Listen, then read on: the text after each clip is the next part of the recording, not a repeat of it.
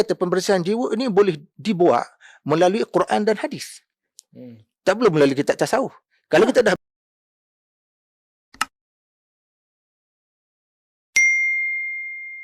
orang Melayu belajar akidah, belajar fiqh, belajar tasawuf kan. Okey, sekejap Doktor. Ya. Doktor sebut tu menarik tu pasal saya ada point tu. Ya.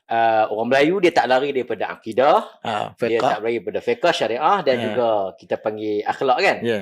Sekarang ni ada, mungkin doktor boleh komen lah, tapi kena bertanggungjawab lah kan, pasal panas ni. Ada sekarang ni dia sebut, saya difahamkan di sebahagian negeri ada sebut dalam khutbah, akidah mestilah al-Asy'ariyah, al-Maturidiyah, fiqhnya mestilah mazhab Syafi'i. Tentang tasawuf tu dia sebut Junaid al-Baghdadi dengan apa satu lagi saya tak. Doktor macam mana ni? Junaid apa menghadkan ataupun selain daripada Junaid al-Baghdadi macam mana pandangan doktor? Ibn Al-Ghazali lah. Kan? Saya biasa melihat kenyataan itu. Dia kata bila tasawuf, dia nakkan di Malaysia ni satu pendekatan tasawuf yang dibawa oleh Junaid al-Baghdadi.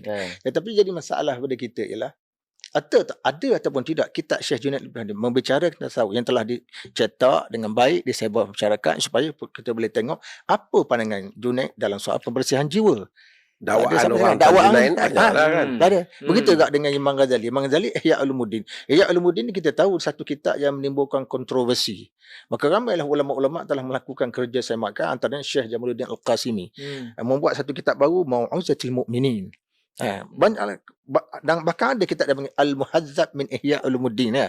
Kita saya sendiri pun telah merengkahkan satu buku Ihya Ulumuddin ni, dia buah tajuk Manhaj Hidup Orang yang Beriman. Kita buang mana-mana cerita ataupun riwayat yang tidak sahih, kita kekalkan riwayat yang sahih, hasan dan sebagainya.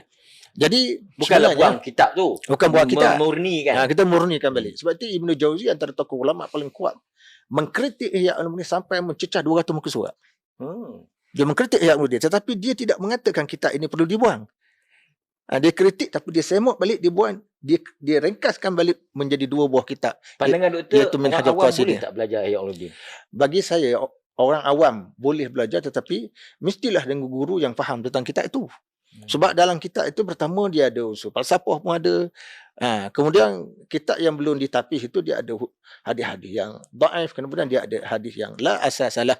Kemudian dia ada pandangan-pandangan Ghazali yang berbeza dari sudut Asy'ariyah tadi. Asy'ariyah dia akan terikat dengan pandangan-pandangan Asy'ariyah. Jadi itu perlukan kepada guru.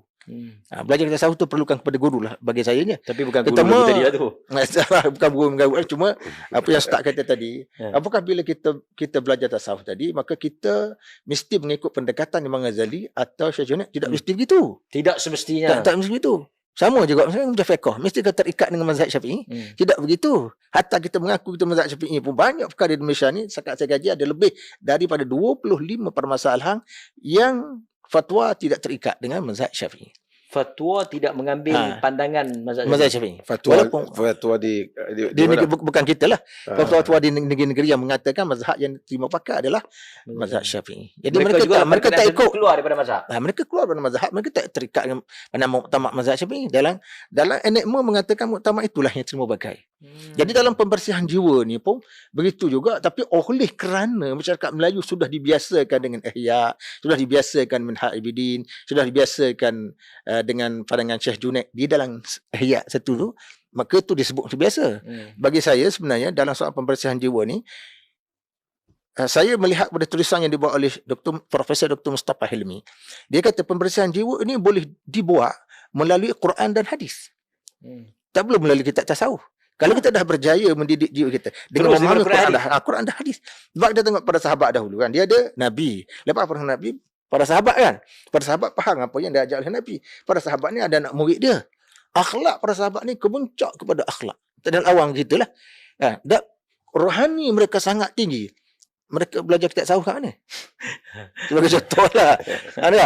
Dia belajar. Sebab itu Profesor Mustafa Hilmi dia buat kesimpulan, dia kata satu persoalan dia kata, kenapa Imam Nawawi mengarang kitab Riyadhus Salihin? Dan zaman Imam Nawawi itu hidup seorang tokoh sufi nama dia Ibn Arabi. Ibnu Arabi. Ibn Arabi menggunakan pendekatan falsafah. Ibn Nawawi tidak. Tak guna falsafah. Imam Nawawi nak mengatakan bahawa dalam mendidik jiwa kita ni, kita boleh menjadi insan yang terdidik menerusi Al-Quran, kita baca Quran, tafsir ulama sebagainya, dan juga hadis Nabi. Itu yang asal. Itu yang asal.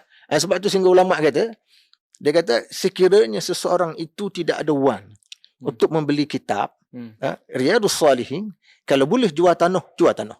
Untuk dapatkan Riyadhus Riyadhus Salihin. Sebab Riyadhus Salihin dia panggil Kitabus Suluk. Kitab suluk, kitab membaiki jiwa kita. Dia adalah kitab tasawuf ahli hadis, dia panggil. Ini adalah kitab tasawuf ahli hadis. Tetapi masyarakat kita tidak popular sebagai tasawuf ahli hadis. Kita duduk bincang dalam kepala kita, bila sebut tasawuf mesti kitab-kitab lama, kitab